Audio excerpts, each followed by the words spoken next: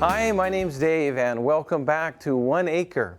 We're here this morning at the Alexander Grapevine Nursery again, just outside of Zamora, about 4 weeks since our last video when the vines were actually being grafted.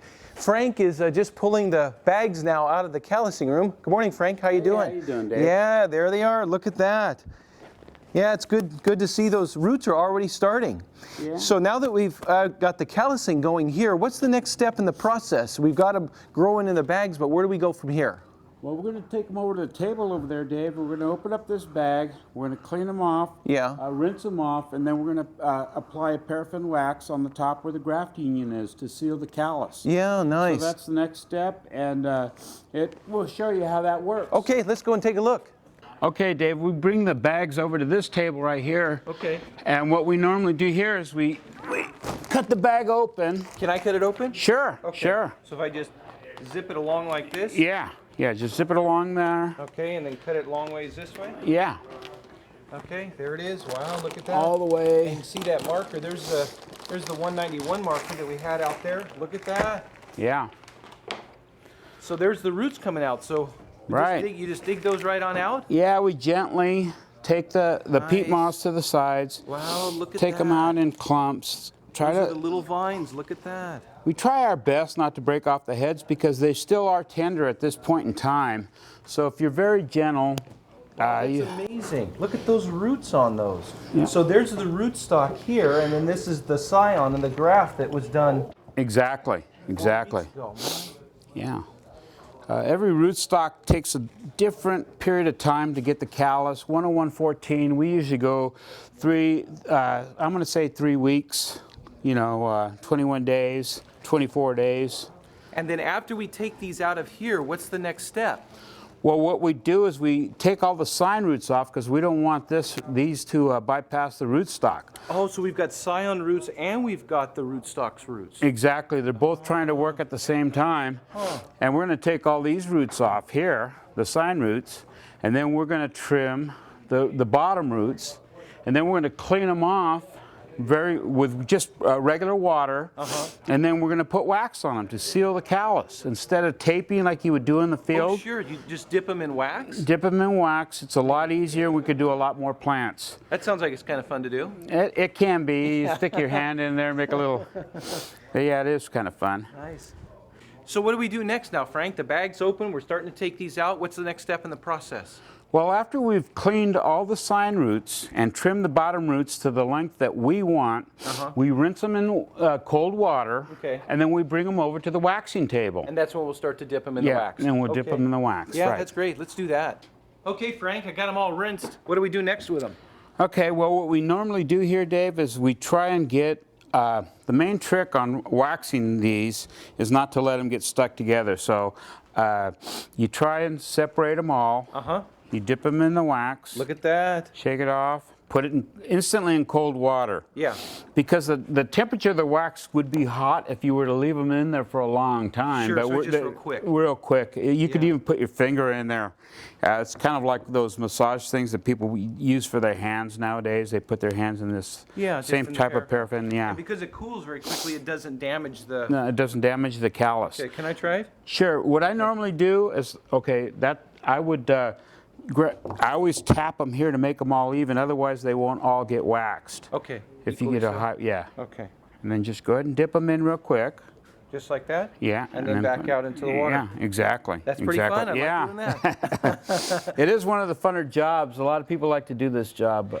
And then once we have them waxed, of course, we have to do something with them after that. What's the next step in the process after this? Planting. They go straight from here into the containers. Okay. Can we look at that now too? Sure. Okay. Let's go ahead. Okay, Dave, go ahead and bring those over. Okay, here they are, Frank. Okay. This is how we plant these. We have this, everybody has a different version of their tool, but this is the one we use. We have a ring on here so that they'll only go so deep. Then we put the plant inside. And that allows enough room for the little roots to grow below it, because if you went all the way to the bottom, they'd just be growing right at the very bottom. Yeah, exactly. Gives them some root growth. And so we would just plant these in. And the way we do this is that when we finish a row, because it drops the soil down when you tap it, we add a little bit more soil. Ah, okay. Because you've compressed it. Yeah, compress it a little bit, and then we just kind of pack them in. Yeah, we can. Some guys use their fingers, or some guys go like this again with the same tool. So you can do it either way. The main thing is to keep the plants straight up and down, and not plant them too deep. Can I put a couple? Yeah, of them in? sure. Go ahead. Okay. Okay, here we go. Wow, that's kind of neat. Then just go ahead and use this tool to tamp it with. Okay. That's made to go all the way around it. Okay.